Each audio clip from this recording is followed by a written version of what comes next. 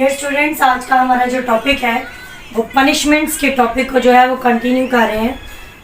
मैंने आपको बताया था कि सेक्शन 53 जो है पाकिस्तान पीनल कोड का यानी पीपीसी का, वो डील करता है आपकी पनिशमेंट्स के साथ। हमारे लास्ट लेक्चर में हम जो है वो बात कर चुके हैं हद पनिशमेंट्स के बारे में कि हद पनिशमेंट्स कौन सी होती हैं।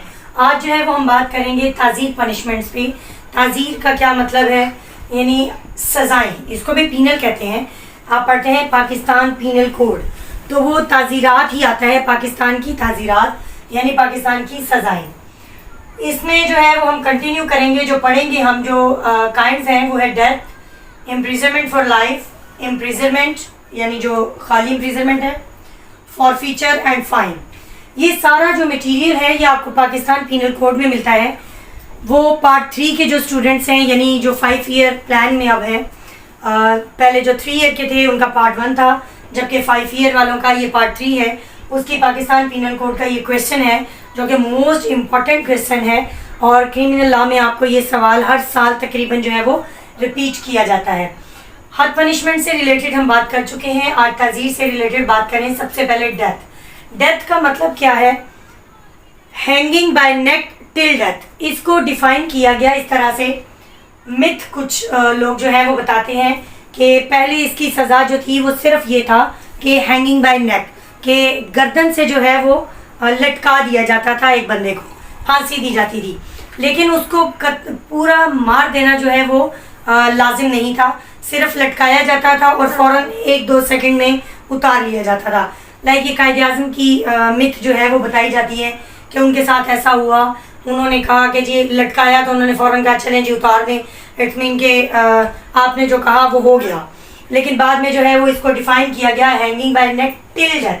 वर्ड टिल डेथ यूज़ किया गया कि आपने उतनी देर तक लटकाए रखना है जब तक कि वो पर्सन मर नहीं जाता। तो ये क्या है? Death punishment is a capital punishment for Pakistan. Pakistan में ये कैपिटल पनिशमेंट मानी जाती है जो डेथ है।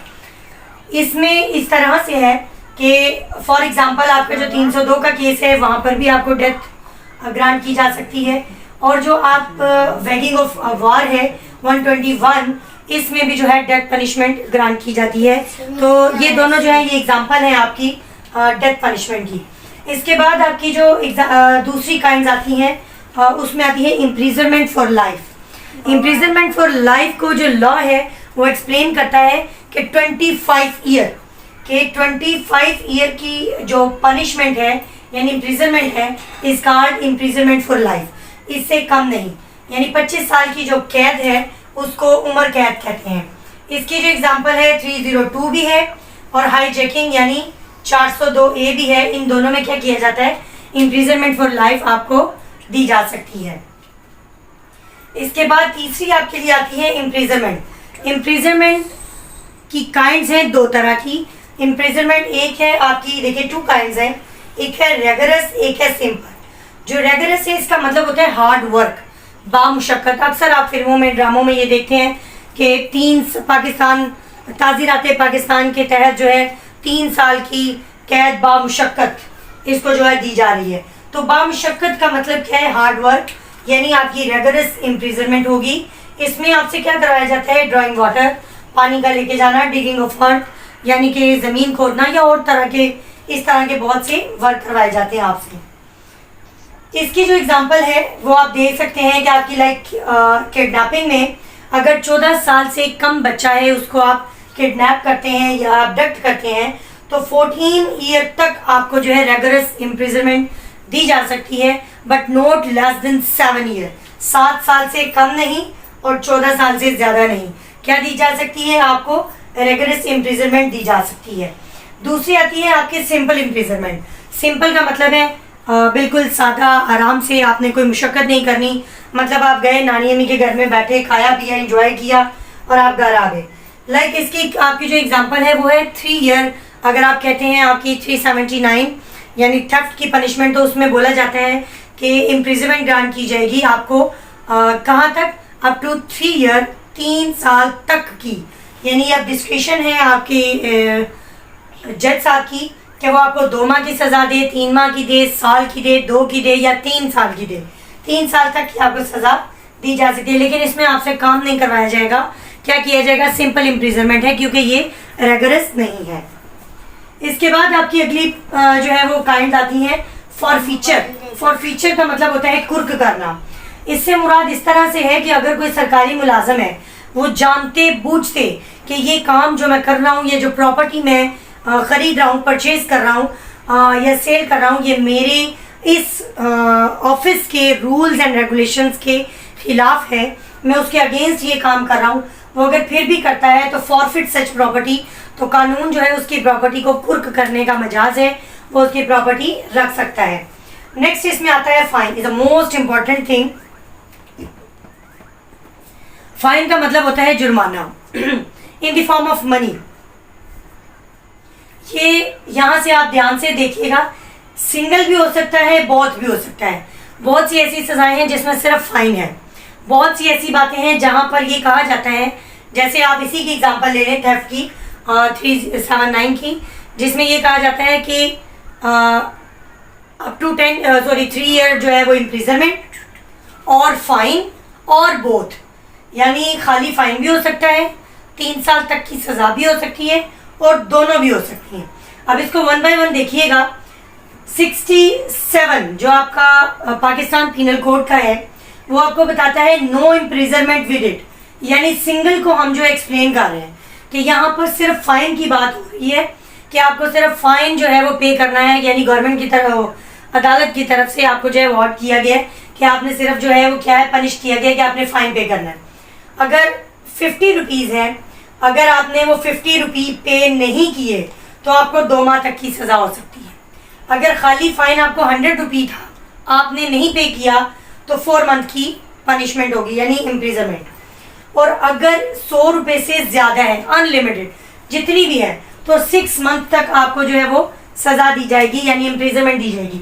और इसके बाद उसने खुद लिखा है कि नॉट एक्सीडिंग इट, कि 6 माह से ज़्यादा आप सज़ा नहीं दे सकते इन केसेस में जहाँ के ओनली फाइन पे करने का कहा गया। फिर 68 में आइएगा, जिसमें वो कहते हैं कि imprisonment terminate when fine paid, कि जैसे ही आप फाइन पे कर देंगे, अगर आपको कहा गया है कि आप 100 रुपया फाइन करें, तो जैसे ही आप फाइन पे कर देंगे आपकी सज़ा वहीं पे ख़त्म हो जाएगी, उसको टर्मिनेट कर दिया जाएगा। फिर 65 में हम इसकी दूसरी काइंड को पढ़ेंगे जो है बोथ, कि आपको साथ साथ पनिश भी किया गया है इम्प्रिजनमेंट से भी और साथ साथ फाइन भी। कहते हैं कि अगर दोनों चीज़ें हैं और उनमें नॉन पेमेंट ऑफ फाइन, आपने फाइन पे नहीं किया जबकि इम्प्रिजनमेंट चल रही है आपकी, पर फाइन आप पे नहीं कर रहे, तो वहां पर आपके साथ अदालत क्या करेगी, तो आपके टोटल का 1/4 आपको दिया जाएगा। इसकी एग्जांपल मैं आपको इस तरह से दूंगी।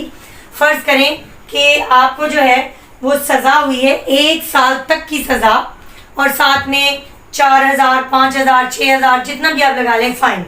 अब हुआ क्या कि आपने इम्प्रिजनमेंट आपकी चल रही है, बट आपके पास पैसे नहीं है कि आप फाइन पे कर सकें, तो क्या है कि आपकी जितनी इम्प्रिजनमेंट है उसका चौथा हिस्सा, यानी कि 3 मंथ आपके जो है 3 महीने एक साल में से, अगर 1 साल है 12 मंथ, तो इसका चौथा हिस्सा 3 मंथ आए, तो 3 मंथ जो है वो आपको आपकी उस इम्प्रिजनमेंट में ऐड किए जाएंगे for the non payment of the fine.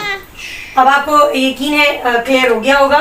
Next आपका आता है फाइन से रिलेटेड पीपीसी में जो सेक्शन 63 अमाउंट ऑफ फाइन, कि अमाउंट ऑफ फाइन कितनी होनी चाहिए अगर कहीं पर बताया नहीं गया कि इतनी अमाउंट पे करें, तो वहां पर वो कहता है कि पीपीसी कहता है विच कैन बी अफोर्डेड, ऐसी आप अमाउंट उनको कहेंगे जुर्माने के तौर पर जो वो बंदा पे कर सकता हो, जो बंदा रीजनेबल तरीके से या उसके लिए वो रीजनेबल हो, वो पे कर सकता हो, वो वाली अमाउंट जो है वो अदालत जो है इसको कहेगी कि आप पे करें। लेकिन किन सूरतों में? उस सूरत में 63 में जब आपको कोई एक्सप्लेन नहीं किया गया या एक्सप्रेस वर्ड्स में इस कोड में बताया नहीं गया कि कितना फाइन आपने पे करना है। तो आज का हमारा जो लेक्चर था वो हाफ पार्ट था आपकी काइंड से रिलेटेड, कि पनिशमेंट्स की जो काइंड्स थी वो हद पनिशमेंट्स हमारी हो चुकी थी। ये आज का हमारा जो टॉपिक था ये ताज़ीर पनिशमेंट से रिलेटेड था जो आपकी मुल्क की थी। तो ये जो आपका क्वेश्चन है वो आपका मोस्ट इम्पॉर्टेंट क्वेश्चन है। इसको ज़रा सेक्शन वाइज जो है वो आप डिटेल में देखें।